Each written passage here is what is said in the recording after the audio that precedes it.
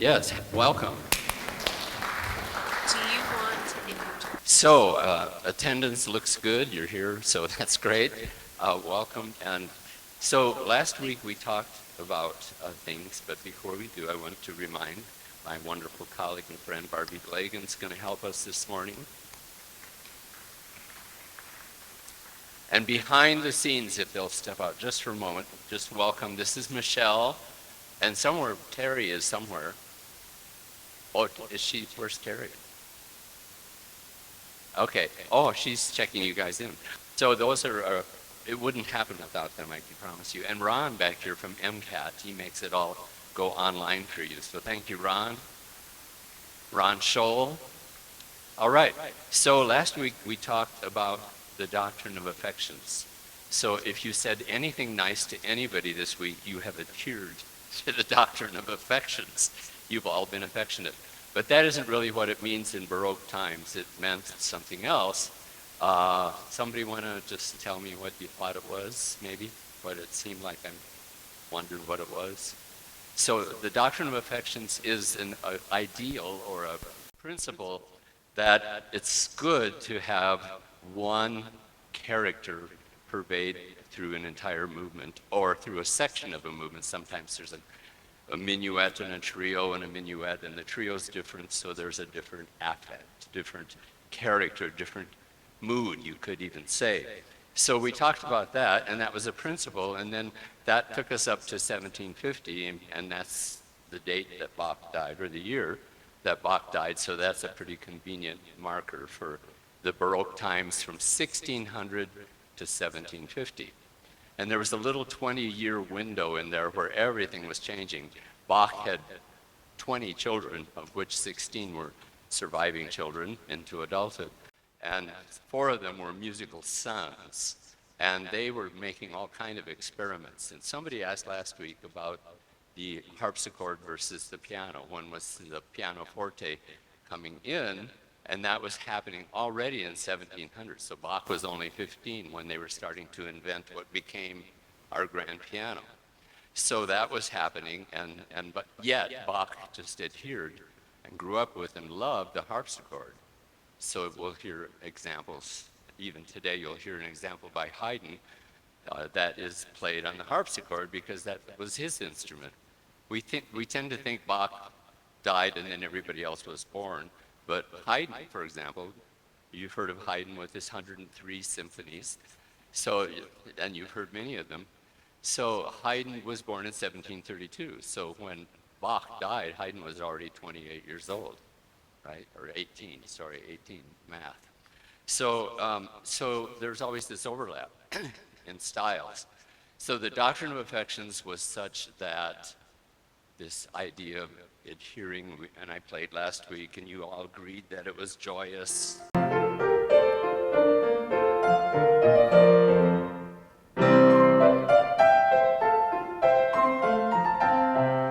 By the way, we're just going to leave the lid here. I think you can hear, and then we don't have to worry about whether you can see the screen.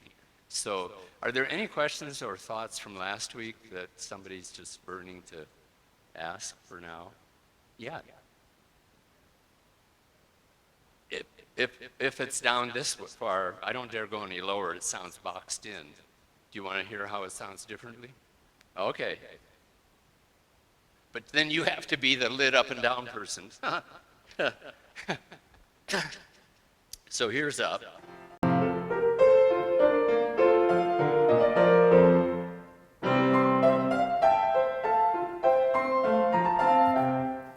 Is that more sound? You like it better? Gary, do you want to have a chair up here and kind of be the lid person? He's normally the flower guy, so now the same thing. We could just do this for 90 minutes.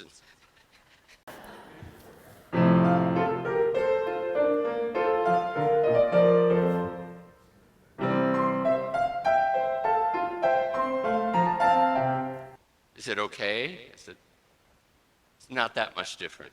I think it's just we're going to let you see this week as well as here. You can also sit other places, but it's nice to be where you are.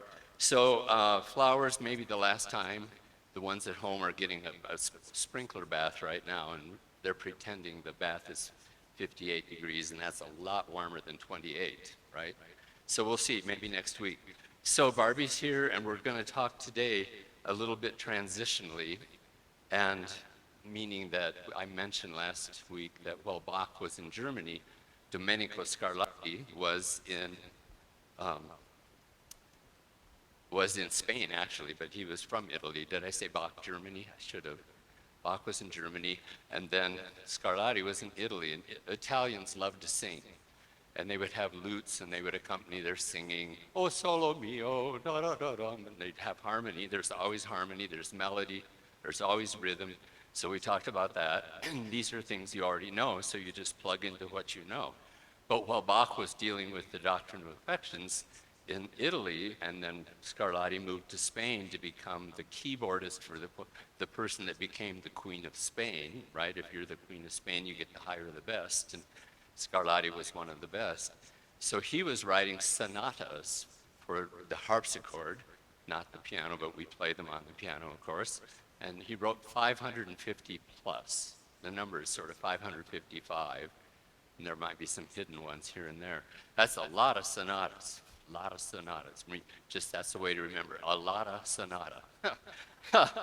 And sonatas we talked last week, as opposed to cantatas. Cantatas you sing in church, choir, and that the word cantata, cantata, it's like the word chant, right? So think of that.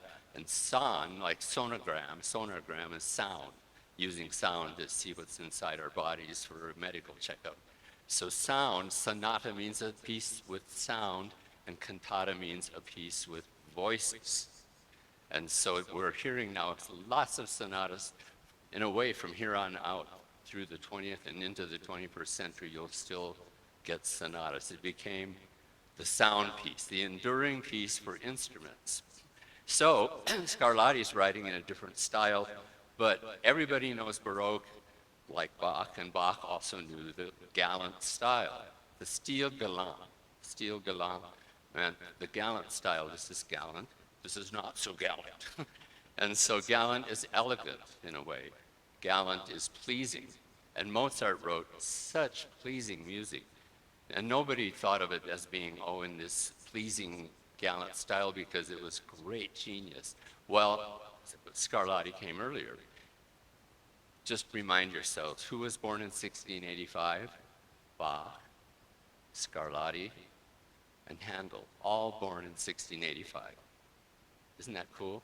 It's like a triumvirate of famous, wonderful composers. So Scarlatti's off in Italy, the same birth year as Bach, and he's writing in this gallant style. So he's starting to write all these sonatas, partly because he was the teacher for the queen, the person that would become the Queen of Spain, Princess Maria Barbara de Braganza, I think. That's in Spain, so that's where he ended up his mature compositional years, writing these 555 sonatas, not for the public. In his lifetime, Domenico Scarlatti, in his lifetime, only 30 of the sonatas ever got published. So the rest of them were just in like manuscript books for the Queen. Well, I need another sonata after breakfast. Could you write one? So that was going on. So let's move on through, and Barbie's going to play a couple of these gallant sonatas. These are not yet multi-movement sonatas. They are single-movement sonatas. So she'll get ready to play for you. Yeah, sure. So here's our three composers we're going to look at today and a little bit also next week. So we're moving into the classical period. And in the classical period, I didn't put in pictures of classical architecture, but last week I showed you all this ornate cathedrals and just almost too lavish, too decorative, too opulent in a way, but that was an expression of architecture. And then in the classical times, everything went back to Neo-Roman, Greco-Roman kind of ancient times, the classics, and let's make the buildings elegant and simple again. Something like the Parthenon, maybe almost, right? Some proportion mattered. And so these are the times of the classical keyboard sonatas, which we'll get into. But I thought it'd be fun to hear from Barbie I'm busy putting the PowerPoints together, and I say, okay, can you do this sonata for us? And she can, and she's going to, and this is a beautiful E major sonata, which you'll get to know. Also on the PowerPoint, you can go home and listen again to a video. Okay, so here's Barbie. Sure.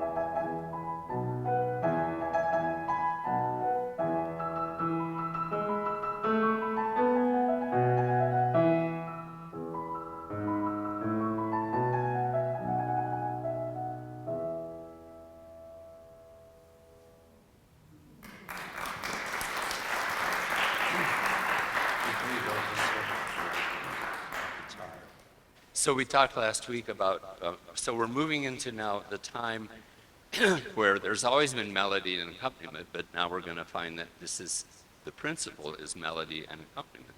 So, and I mentioned last week that in Spain, where Scarlatti spent most of his adult years, they had the guitar, and so to show us a little bit of some of the accompaniment figures. The left hand, you'll hear the strummed chords in the left hand.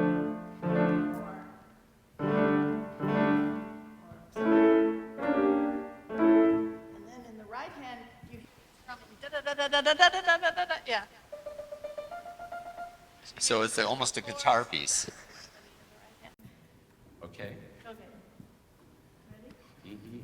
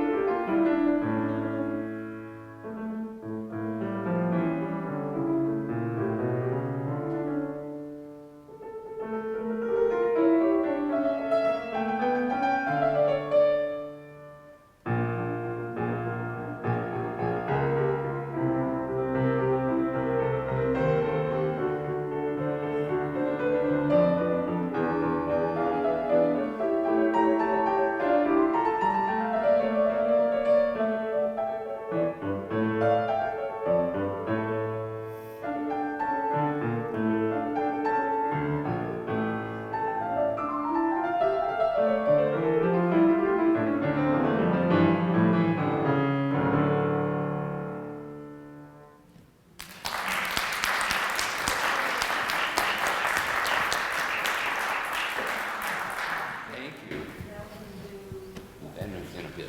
So we're going to go through some slides here. This is your homework now. So this is in the gallant style, melody and accompaniment.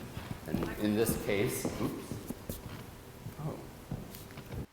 Thank you. This is why we have Michelle and Terry. And you can just say something like this. We can make our symbols, right? Or if you don't want to hear me, then just say, do that. So, okay, so now we're moving toward, I mean, this is Scarlatti, who died in 1757, so he survived Bach by 7 years. But he wasn't so in the Baroque style, although you did hear this kind of,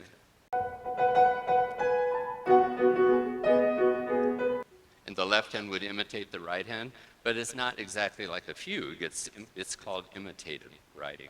So you do something here, and then the other hand answers it. Another part of the, we call it a voice. Another voice comes in. The tenors do it, the sopranos do it, and they imitate each other. So that's always happening in music. But here you have this accompaniment and a melody. And so this is leading nicely to Mozart and Haydn and Beethoven, because this is going to be the age, and we're going to go through some slides here a little bit together and just kind of review and renew and bring up some new information. So we talked a doctrine of affections, this one mood going through an entire piece or a movement or a section of a piece. And then this prevailing thought, I told you last week, you have to remember everything I ever said, because I won't. So about 1754, this famous theorist, I read this, and now I can't find who it was, so maybe you can help me. And he said, why are we staying with one emotion for 5 minutes or 10 minutes? That isn't the way we work. So they actually started adopting the idea, well, because our human emotions are changing constantly, music should be privileged to also change and have variety and contrast. And so that became something we're going to really start thinking together. You see it in the yellow. I thought it might be easier to find if I make some of the wording yellow. This is called the sonata allegro form that we're going to look a little bit at today. And the sonata allegro form means that the first movement of a sonata, and now we're going to have not just one movement sonatas like Scarlatti, 555 of them, we're going to have Mozart sonatas that have 3 movements, or symphonies that have 3 movements, or symphonies that have 4 movements, or piano sonatas by Beethoven and Haydn that had 4 movements. And each movement is different from the other, but the first one, generally, not always, but generally, is going to have this form that came to be, where you have contrasting themes on purpose. So the moods change because we're human and our moods change. I'm just going to tell you something that is fascinating, and some of you might be doctors and you can talk to me more about it. But medical thought of the Baroque time was different from going downtown and getting a sonogram. You can get a sonata, but you couldn't get a sonogram. So they didn't have electricity or anything. So they had all kinds of ideas about what made us healthy. And one of the things that made us healthy was to have in our bodies, was thought at the time, there are humors. And humors, who knows that feeling of humors? And this, we today still have good humor, and occasionally, from my point, we have bad humor. And so you could have either. But in the body, it was thought you could have phlegmatic humors, which were sort of the kind of when you have a cold, you have phlegm. It's that spelling, phlegmatic, and you're sort of kind of more logy, maybe. Or you could have choleric, which was a humor that was very driven and very energized and maybe almost agitated. Or you could have melancholy. That was one of the 4 humors. And sanguine, I took a test and I passed totally that I'm only sanguine. I think I'm funny, but you guys can just cry. So, so that's the sanguine, bloody, ruddy, red cheeks kind of idea. So those are the 4 humors. So there is some connection between medical thought and music. Does that make sense? And so it was thought, until they decided that didn't apply, that if you started with this humor, and maybe that's sanguine even, and then you sort of change. And then that was messing with your body, and it was like disturbing your bodily flows of humors. So it was better if you just stayed with that humor so that you could be healthy. I have a friend out here who's a medical person, so she'll tell me afterwards, Stephen, you got it all wrong, but I did it with good humor, so then that counts. So anyway, so that's, we're moving in a contrasting time now. So we touched and Barbie played, thankfully and beautifully, two of Scarlatti's one-movement sonatas. There wasn't a second movement or a third movement. So that's enough for that. And so today you heard the E major sonata, and they'll be on your PowerPoint so you can hear them again in video and watch them. And you can go back to the last week, and there were two other sonatas we just touched on. And we're going to come to this, not necessarily in this order, but these are pieces we're going to share with you today. So, moving on, and you'll hear this just and that. They're just for you at home. Давайте целиковый сейчас сделаем, да? Да, хорошо, Давай. хорошо. Пишем. Тишина, пожалуйста. It's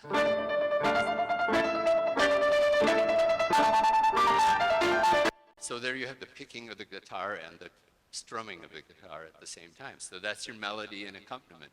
So now in Bach's time, we didn't use this term last week, so you can start to just store up or think about these terms. Bach is polyphonic, mainly. Scarlatti was more homophonic. And so, just to know that, polyphony means poly means many, and phon means sound. We have a telephone today. The phone means sound. To send the sound across the wires or across the Bluetooth today. That's polyphony, many sounds. And that was music of Bach, music of Haydn, Handel. And now we're moving in the direction of homophony. Is homophony a new thing, melody and accompaniment? Who knows this melody written in, 1500, somewhere in there? See.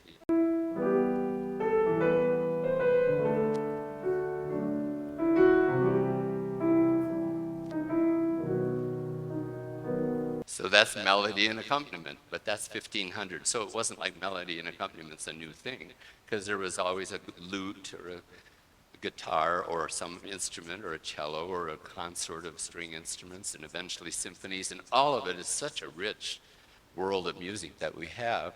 And that's homophony, meaning homo meaning one, and phone meaning sound. So homophony or homophonic, we say. How many of you remember the day when we got stereophonic record players?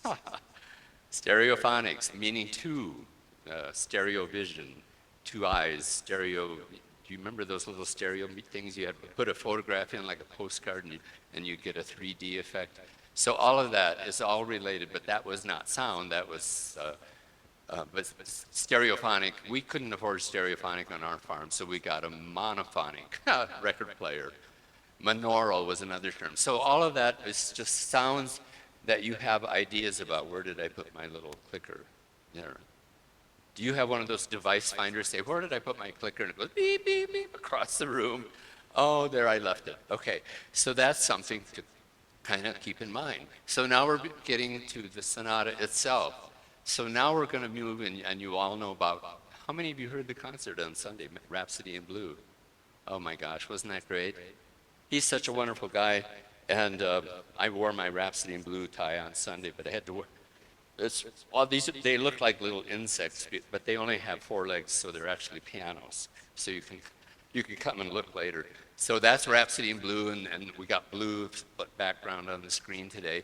And so we're going to talk now about multi-movement sonatas. And you can read this mostly at home, but the first movement is this allegro, the fast movement, and then the second movement's going to be your song.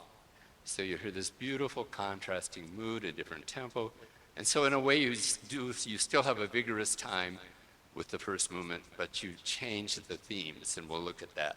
And Haydn has this perfect example. He didn't know it was a perfect example because he wrote it was one of his first sonatas. He was just sort of exploring the possibilities of what you could do with sound. And so we'll look at Haydn's, one of his sonatas. If there are 3 movements, you get fast and slow and then fast again. But if there are 4, and you've experienced this even if you haven't necessarily thought of it. But if you read your program notes, you already thought of it. And if there are 4 movements, then the third movement is often, it was a minuet. So here's something interesting, I think. This was Mozart's very first piece. I'll just play by ear a few notes from it. He was 6 years old.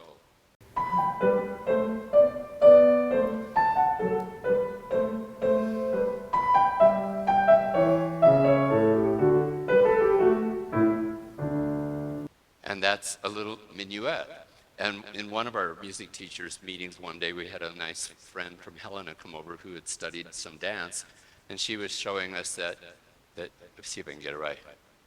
Dee-da, bum, bum, bum, dee, dee, and there's a dee-da, bum, bum, bum, dee, dee-da, bum. There's this thing and there's that, and the minuet is we think of it as 1, 2, 3, 1, 2, 3, but it's really 6 and 1, 2, 3, 4, 5, 6 and 1, 2, 3, 4, 5. So we have the music looking like it's 3 beats in every measure, but it's a 6-beat dance. So if you want to all stand up and exercise, you can go da da bum bum bum ba da bum. I forgot the steps, so that's why I stick to the piano.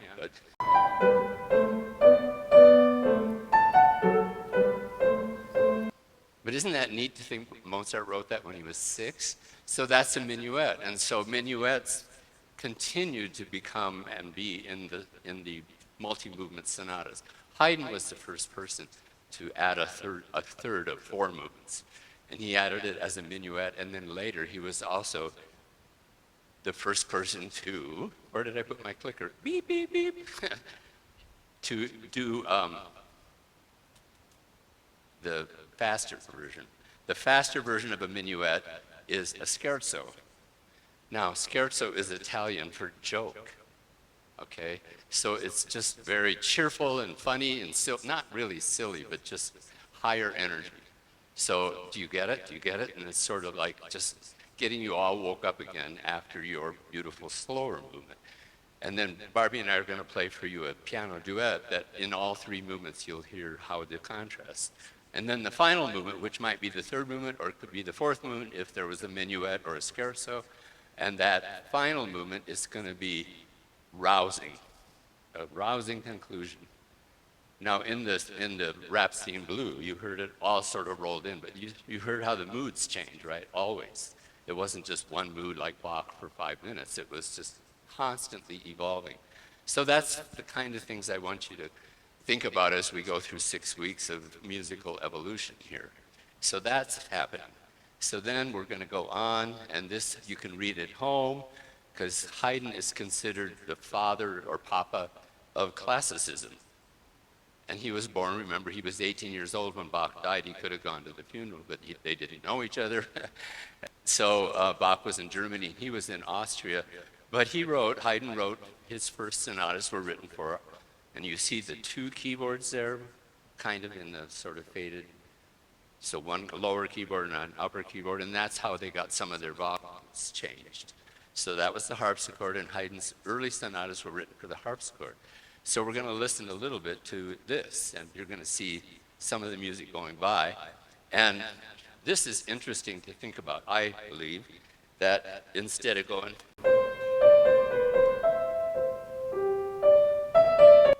something like that would be singable, he right away, this wouldn't be singable. No sopranos go, ah, ah, ah, ah, ah, ah, ah, ah. I mean, they could in an opera just for some kind of poke humor effect, but this is called instrumental melody. It's a melody, but it's not singable.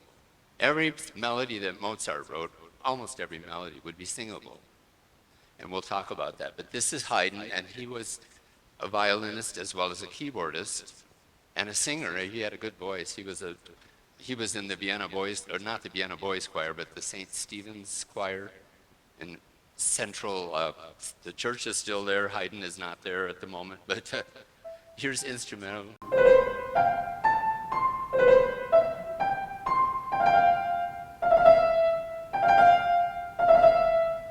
And I'm kind of, Barbie could show this if she.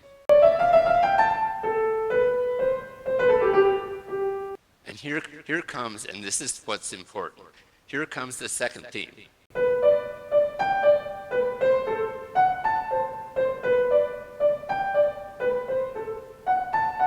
And then there comes another theme that's a closing theme. So music starts to do this. It starts with a vigorous rhythmic theme.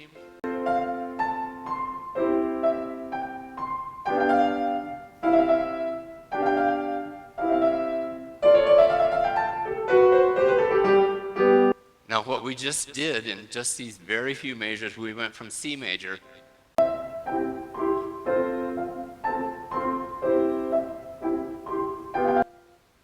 and we're still in C major.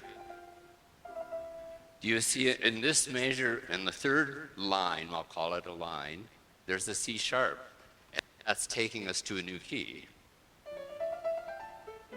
And there's an F sharp. So the G major scale has an F sharp in it, and so it's called modulating. You don't have to remember any of this. In fact, just get up and look at somebody's yawning already. And if you're feeling like you want to just leave, this is the right time. But it's interesting to know that F sharp is part of G major. So then suddenly we're in G major. In just how many measures? 1, 2, 3, 4, 5, 6, 7 measures in the 7th measure. Now we're going to be in G major for a while. So we're not just having a new theme, we're having a new key. And what kind of bass is this? Anybody know the name? There was a guy in Italy named Domenico Alberti. And in 1730, he wrote his first piece where he invented this little, instead of just, or he could. And on the harpsichord especially, which didn't have dynamics, then that's another story, but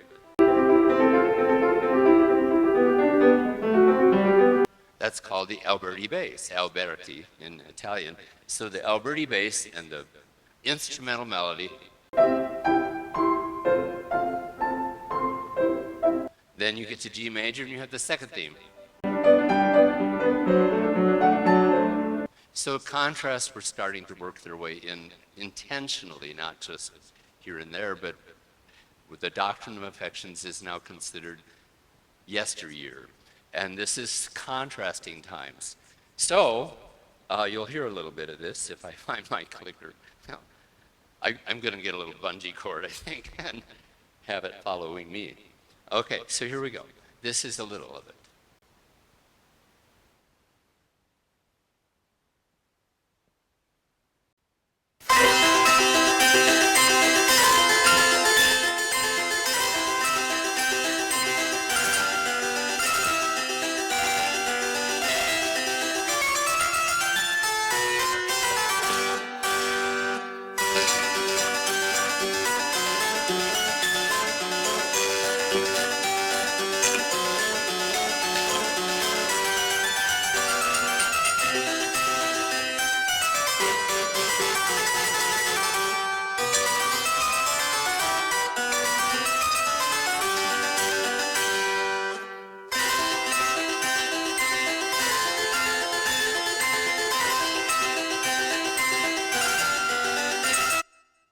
Okay, so we're not going to listen to all of you. You can do that at home.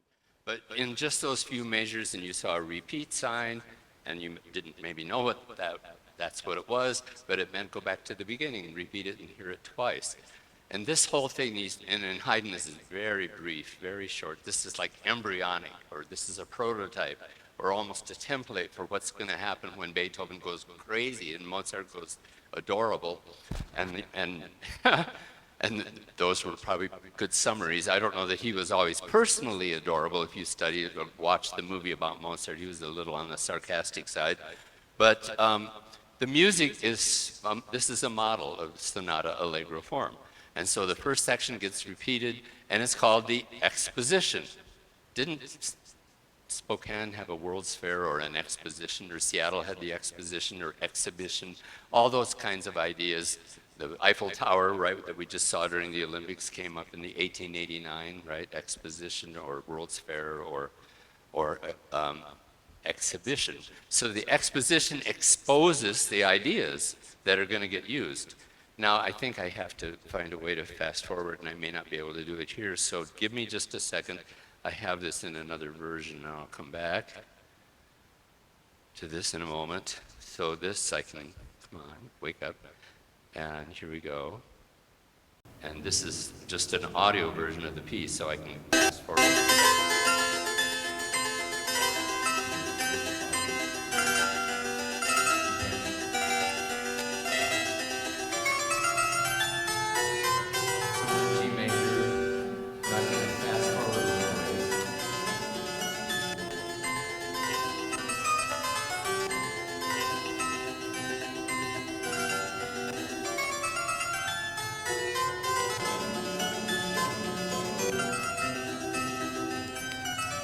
Now we're going to move into another section. You won't see it, but this is the repeated exposition.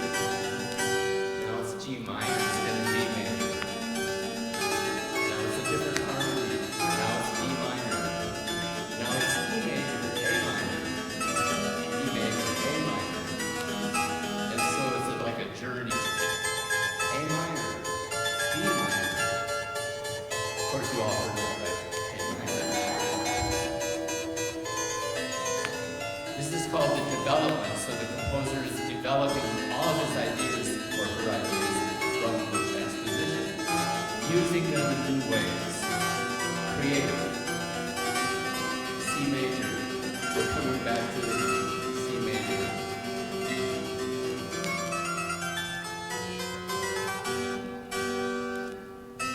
Now we're back to C major. So this is the whole key. We're going to close out the first movement. So it's a very nice example of perfect form.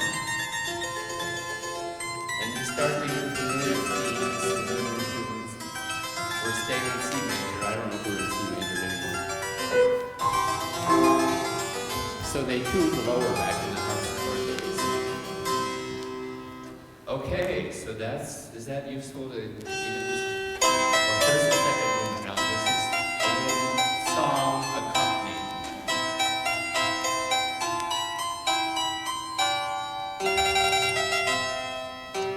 Okay, so now we have to get moving on, or you won't get your recess. Okay, so let's start that. And that's in your listening examples on your Beethoven stuff. Okay. So goodbye for now. So that's Haydn, and this is about sometime before 1766. That's all we know, because he was up in some little attic. If you go to Vienna and you're on a tour, I think they're just saying, well, that's the attic where Haydn lived, and who are you to argue with that? I think they just pick a different attic every week for the tour. But he was up on the fourth floor. He was kind of like just a student, and you know why he got kicked out of the Vienna, the St. Stephen's, the choir, the boys' choir. And the real reason he got kicked out was because he was a kind of a naughty boy, and he cut off somebody's locks in front of him with a pair of scissors. But the other reason was that his voice changed, and he couldn't be in the boys' choir anymore. So then he went up, moved into this attic somewhere in Vienna, and he started writing these pieces on some little dinky harpsichord, and he was giving lessons. But he was an inveterate learner. He just kept learning his whole life. So he became deservedly the father or the papa or the originator in a way, or the codifier, you could say, of classicism. So that's fun to know. Let me get back into the PowerPoint here, and we'll move on. And then Barbie's going to share with you a first movement here in a moment that isn't. Just a sec. What am I doing there? Getting here, here, and here. There we go. So they're impressed that I can get anywhere through this computer. So that was what you just heard. Let's go on to the slide. And now that was the kind of the whole thing, but not the last page. But you can go home and look at these terms, and even if you don't understand them, just kind of appreciate that these things are starting to happen. And they're going to get much more elaborate in Beethoven. And Beethoven is so, like, adventurous that he starts pushing the boundaries towards romanticism. So composers are always helping music move along. And they're inspired because we're getting the piano, and you'll see some slides. Here we come back to C major, and that's all what you just heard. And then you heard a little bit of this little second movement. Andante means kind of walking, ya-da-da-da, just walking along, strolling, if you will. And that's a beautiful little melody and accompaniment. But it's not a Scarlatti sonata. Now it's the second movement of 3 movements. So that's something for you to continue at home. And so this is something, again, you'll read about it at home.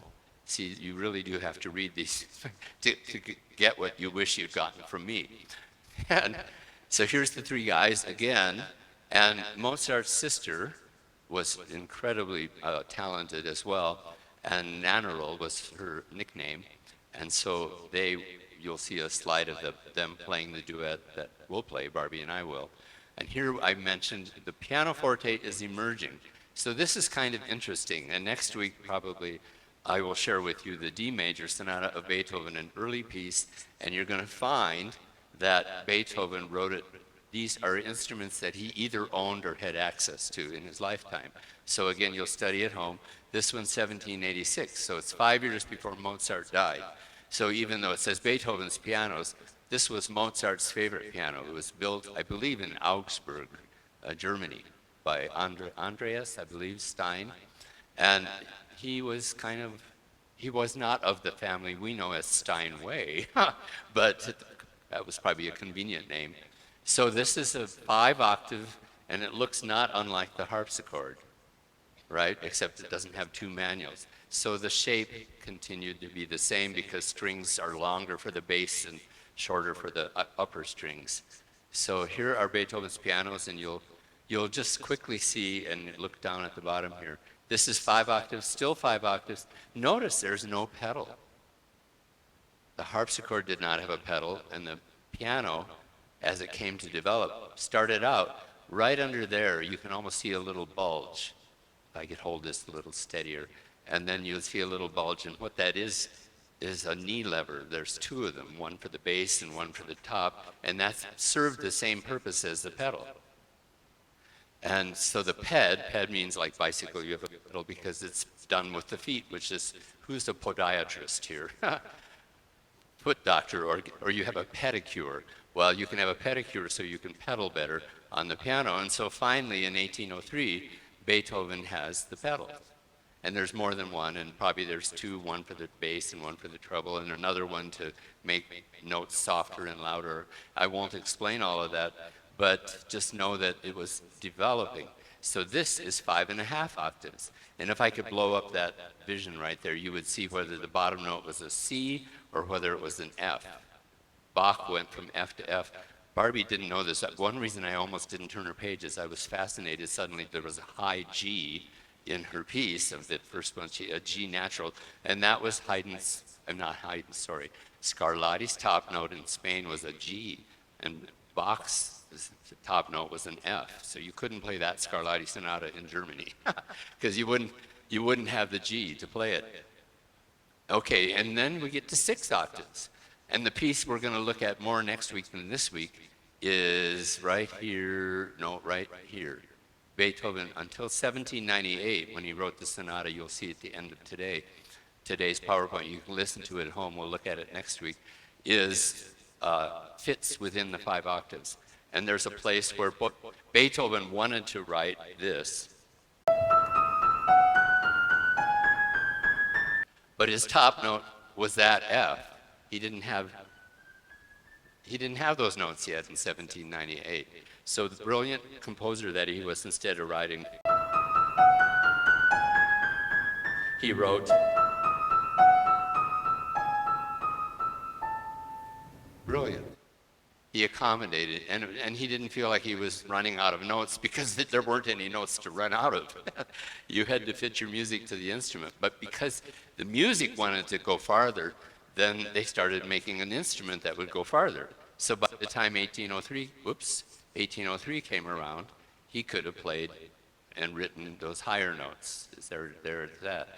And then that's 5.5 octaves. Another 8 years later, he gets 6 from F to F. And here's 6, 3 years after that, from C to C, from C to shining C. That might help. to remember. And then finally, he had 6.5 octaves before he passed in 1827. So, and the music starts to show this, because he had the notes. Or the notes came because he wanted to write them, and then the manufacturers would expand the instrument. So that's that. I think Barbie's going to play now for you, not the duet, we'll play that later,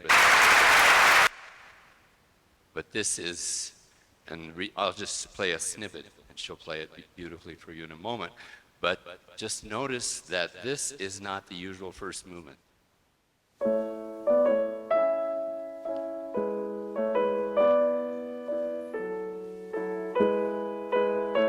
Raise your hand if you've heard that before. I think most everybody has. So now we're into the time of the gallant style becoming, you could say, elegant. This is Mozart. Everything, here's a fun thing to write down if you have a piece of paper, to write it down. Everything Mozart wrote was an opera, in a way. It was singable melodies, lovely, beautiful, elegant moods, always the finest presentation, almost like somebody is singing it. And everything Beethoven wrote, here's Mozart's manuscript. In fact, it's from the sonata, right? Da, da, da, da, da, da, da. So this is Mozart's manuscript. Even his manuscript is elegant. Beethoven was a work-it-out kind of guy. He had to figure it out, and we'll talk about this because in these 2 weeks we get to kind of think together about the classical style. This is Beethoven. Well, maybe not. Maybe I could do it this way. Oops, I spilled ink there. I think I'll rewrite that part. Anyway, and his finished manuscript was different. This is from his notebook when he was formulating ideas. And Mozart, he never had to formulate ideas. He said, well, how did you write that? And he said, well, it just came to me. I just wrote it down. I heard it, I wrote it. I felt it, I wrote it. And so that's Mozart. Haydn, in his own way, was meticulous and careful, and he was a craftsman, but it's not maybe quite as elegant writing. And this is, very readable Mozart. So I mentioned that first movements are usually, you're going to share with us your thoughts. So Mozart was spontaneous in a way. His writing reflects that. And I said usually the first movement is this allegro sonata. Allegro just means fast. So a fast, brisk, energetic first movement. And then a song in the second movement. But he could do anything he wanted. He was Mozart, right? And so he decided to write a first movement that was in, and Barbie's going to tell you a little bit about it, theme and variations. Okay, how do I turn this on? Can you hear me? Okay, the manuscript of Mozart that he just showed you is actually variation number 4. Can you leave the manuscript up on there? And then when I get to variation 4, he'll point to that, and then you'll be able to see what it sounds like and what it looks like when he wrote it. There was one thing I wanted to bring up in terms of music, the heartbeat. I mean, the original music from thousands and thousands of years ago was used as a communication mechanism even, drums or yelling out in a rhythm or something. So we have not only melody and harmony, but we have rhythm, and the heartbeat is the original source of the beat. So listen not only for the lyrical melody and the harmony and the musical form that Steve described, but the heartbeat. You always want to have a heartbeat somehow in your music, so that's all I have to say.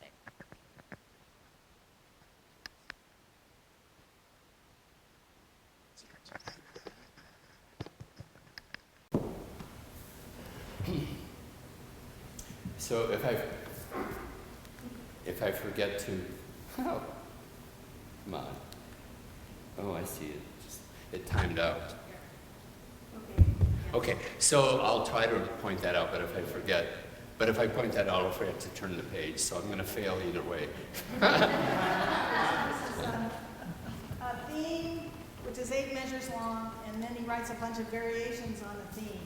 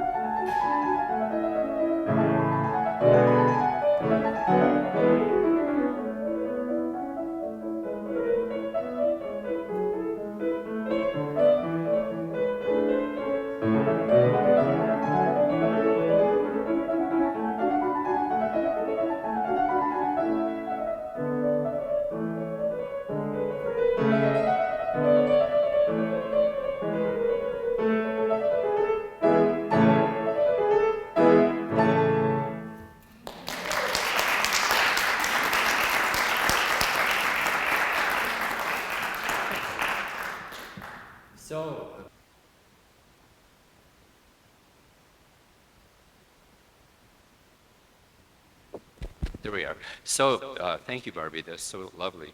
And so, does it make sense that his melodies, Mozart's melodies, are singable? Da da da dee, da da. It's not bum bum bum bum bum bum, and that's okay. Both are fine. One is called instrumental melody, and one is called vocal melody, singable melody. So Mozart is famous for everything being not only elegant, and he could also be dramatic, very dramatic. He knew how to do everything, but most of his pieces are in a major key, and these multi-movement sonatas have, in this case, it starts with a song, almost a theme and variations. Something interesting, you don't have to remember it, but every set of variations that Mozart wrote, he wrote, I think almost all of them are in a major key, but the point is there was always one variation that was in a minor key. So you had one, right? So was it something like that? Right. Again, it's singable. I don't know that you want to hear me sing.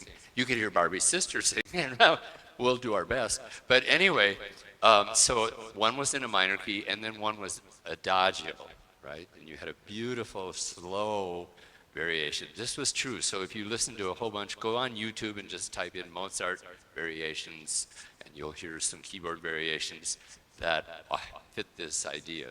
Major key usually, one in a minor key, one very slow, and then a robust, vigorous ending. So that was the first movement of a sonata. We're going to whisk through and save time for our three movement, not too long a piece, but a wonderful example of Mozart in, and here's your Beethoven compositional notebook. You can see how Beethoven was, we'll talk about it next week, but he was planning ahead. He had to find a theme that would work for everything that he wanted it to do. So it's a different way of writing music. I said to you, everything Mozart wrote was an opera in principle, in feel, in elegant portrayal, almost visual in a way, as well as musical. Everything Beethoven wrote was a symphony. So those are two fun things to remember. Everything Mozart wrote was an opera. Not really, but operatically inspired by the singing voice and the singing melodies. And everything Beethoven wrote was conceived symphonically. So that's why you would hear this, you know. That was, we talk about this, Barbie and I said, that's the fate motive, right? Fate knocking at your door. So you hear this, and you, oh, should I answer the door? What bad news am I going to hear? So then, and we don't know if it's going to be in E flat major, but it's the first four notes. And finally we find out the whole symphony's in C minor, but he doesn't give it away. Beethoven is very secretive and very intentional about not telling you everything you need to know. He says, I'll get to it. I will get to it, he would say. So that's his score. And here is, and we'll get to this next week, so that's, you'll look ahead, you'll get a little advance. And all the rest of the slides are just kind of fun because there's like a slideshow of where these guys lived or were born or ended up working. And it's just kind of fun. So, and this is Mozart's father. And if this were your father and he said to you, have you practiced yet today? You might know that it's time to go and practice this guy. I don't know, maybe it was a painting. It's hard to hold a smile for 2 weeks, so maybe that's how they did it back then. So, okay, so you're going to look through, and this is fun. It's his sister. This is kind of fun, just looking ahead. Notice that Mozart's hand is crossing over into the terrain of his sister Nannerl, her part. And she had the upper part, and Barbie's about to have the upper part of our duet that Mozart wrote. Oh, I'm so sorry. It went dead. Is there a battery problem? I don't think I did. Well, do you hear me anyway, sort of? I'm sorry. It's better, I know. Just keep doing this, okay? And I'll just think you're like cleaning your ears out or something. And so I'll ignore you. So notice that Mozart's hand is crossing over there. And this was, this was not what they did. What we do after dinner is maybe go catch the news or catch a snooze, but they would go make music by candlelight, if you will, right? Lantern, if you will. And so in the evening, Mozart's mother had died. The way we know that this portrait was done after 1778 is mom couldn't be in the picture, in the painting. So they painted her into the painting with a painting of her. So a painting of a painting. And so here's Mozart, and here, this was kind of, everything was sort of chaperoned back in those days. You didn't get to go out and, I think I'll take the carriage out to the symphony tonight, Mom, and Dad, or whatever, and that didn't happen as much. It was all family, and so this was like, of course, our brother and sister, but if it was for Mozart, he was quite interested in the dames. And so he would write it so that he could sort of have a little flirtatious body contact with his duet partner. Does that make sense? So it's not just this random, show us your right hand, Mozart.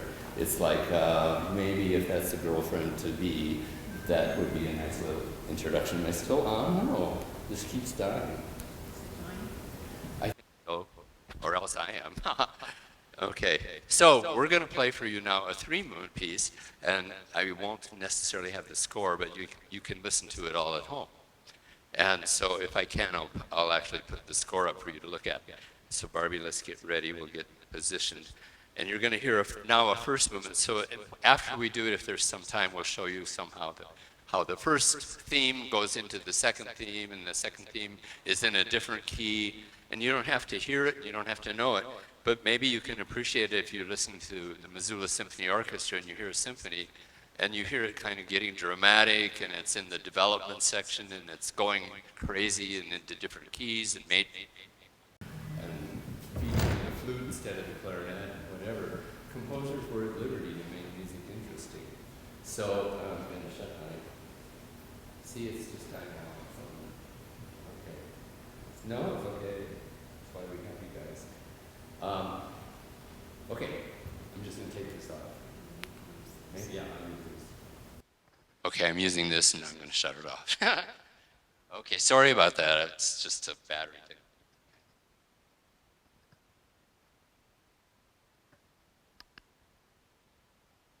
This will be the first movement, and then we'll have a little bit of a pause so you think about some of the things. So the opening theme is even here it's vocal, not just up and down the scales in a way. So think about the elegant, even though it's vigorous, it's still in a vocal range, and you're going to hear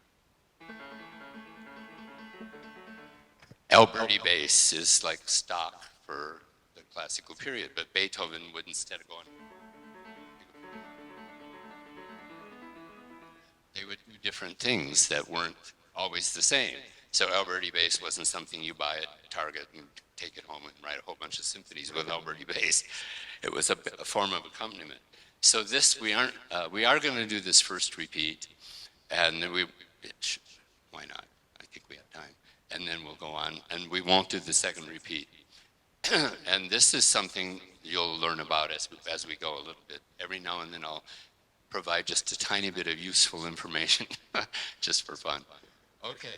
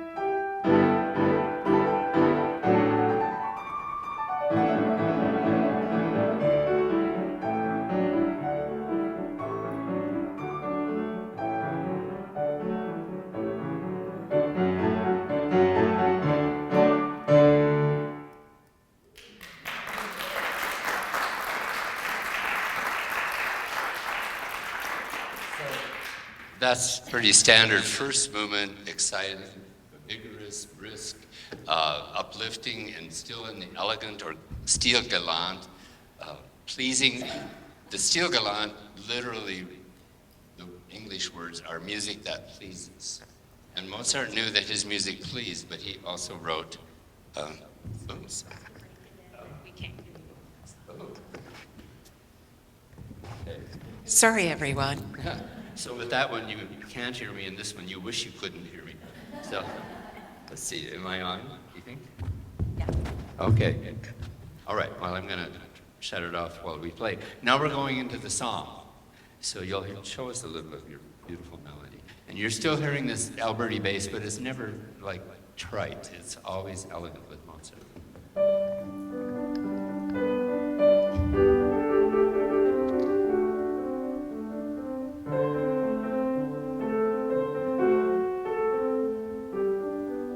Okay, so this is melody and accompaniment. And so this is homophonic instead of polyphonic. Even though there are many voices, they're not used in a contrapuntal or counterpoint way like Bach would have used. And so now it's again melody and accompaniment. Could have been a lute, could have been an orchestra and a piano concerto, for example. Mozart wrote 27 of them, the piano concertos. Okay, so this is the beautiful song of the second movement.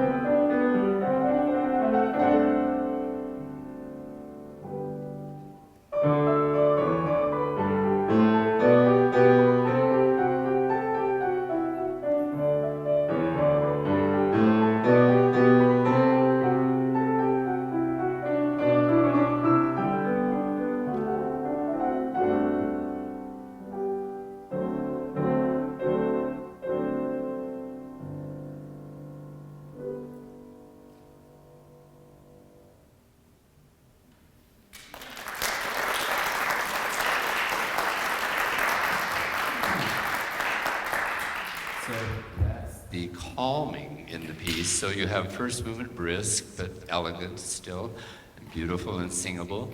And the second movement, very much a song with accompaniment. And it's in a mood and a character that you would say, well, that's similar to Baroque times where you kept the same mood kind of throughout. And there's the added feature of some modulations. They're called the different keys and different materials that are interposed or interspersed. And now we get to the last movement of a three-movement sonata. Mozart never wrote a four-movement sonata for a piano, and I don't think any of his concerti either have a fourth movement. So this is the final movement of each of Mozart's three-movement forms. Again, brisk and energetic, and it's a conclusion to the whole piece. So it's fitting, and they would write their movements with this in mind, that the piece should work together as a whole, and that it would feel, okay, now let's have something else in the third movement. Here we go.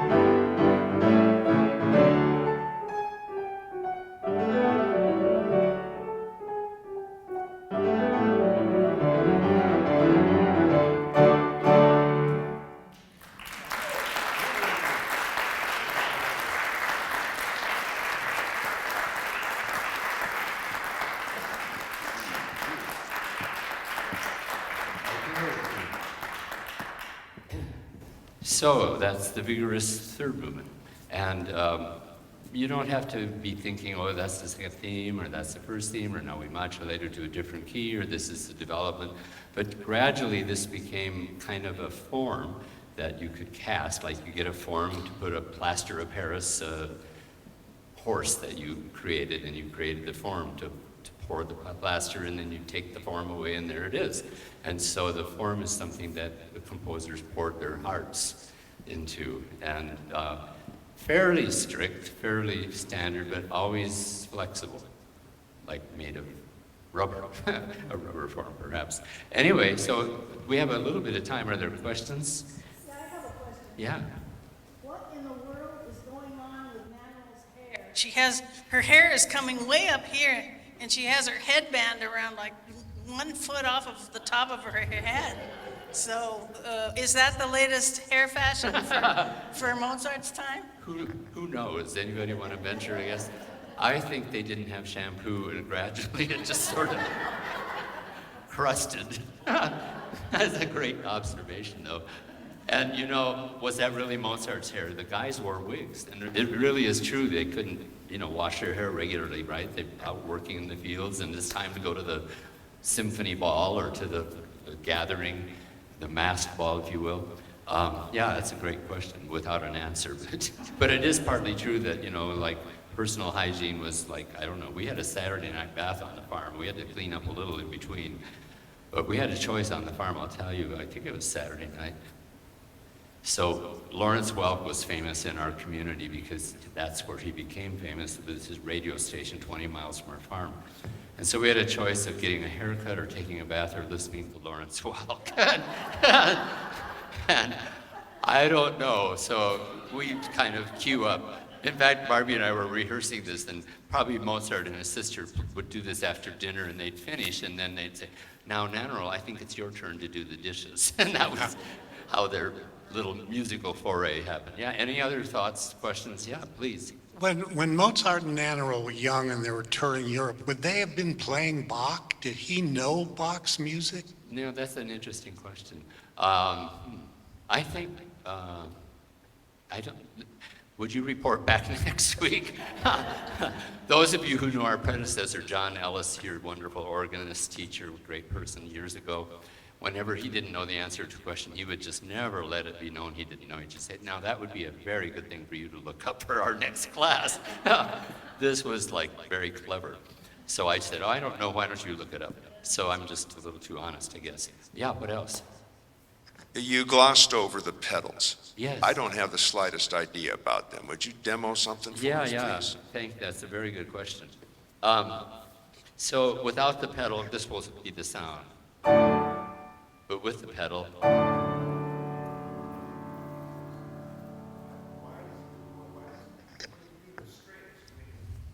yeah, if we could take a tour of the piano, and you come up afterwards and look.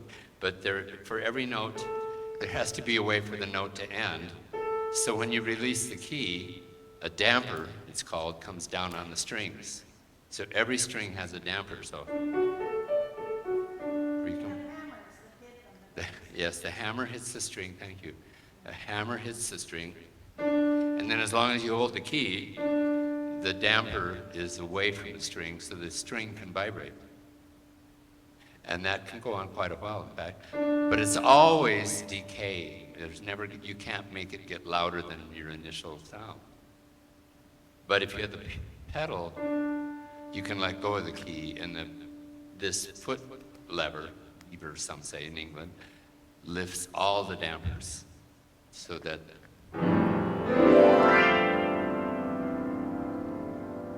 and kids think it's so fun, did you play that was the rain and this lightning, this was thunder, and we thought we were playing duets. Pretty soon we were doing the dishes. Get some silence.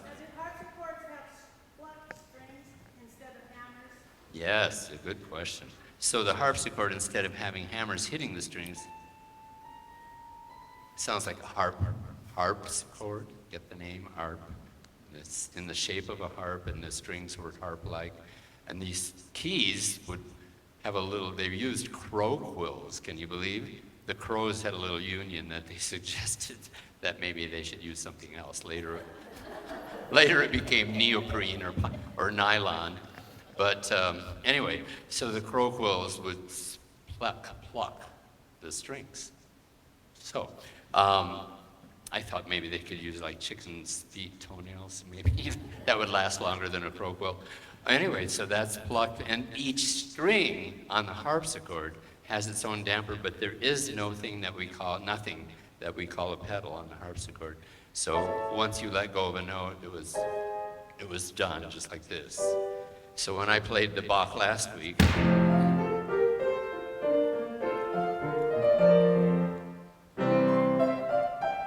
sort of what you do is what you get, kind of.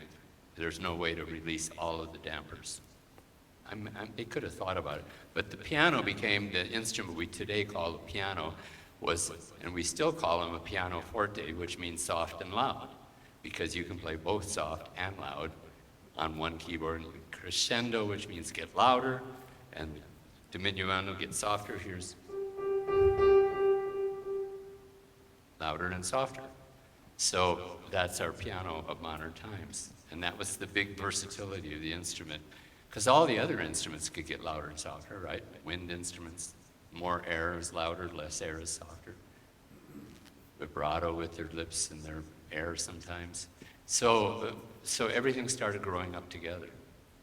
And the style that we're talking about today, and we'll start with next week, and then we're moving toward romantic, because Beethoven sort of broke the mold, if you will. And this mold being the form, he was always expanding the boundaries of form and trying it a new way. And you saw that scribbled on his notebooks. What else can I do with those 4 notes? So next week we'll start with this piece that I'll just play the first few measures.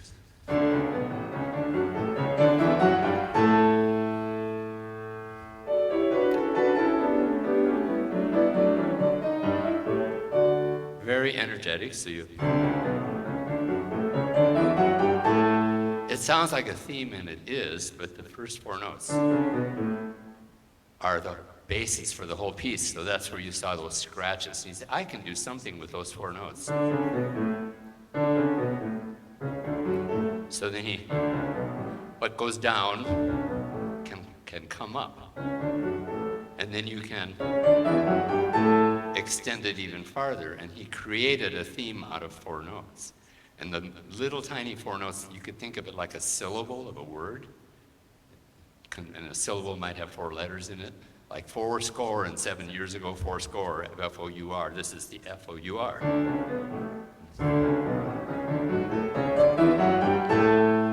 And then what does he do? He takes those same 4 notes, and then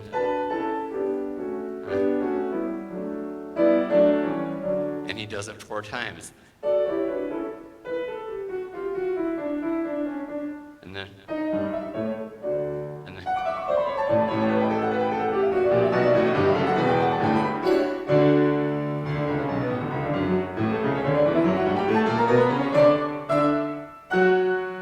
so he's creating, it's called motivic construction. We could look for the Motivic Construction Company in Missoula. In fact, we're looking for a construction company, but I'm not sure it'll be Motivic. So, and yeah, good question about the pedal. Anything else before we... I think we need to wrap it up. And so thank you so much, Stephen and Barbie, for your beautiful, thank you. And we'll see you all next week. Come take a look at the dampers if you wish.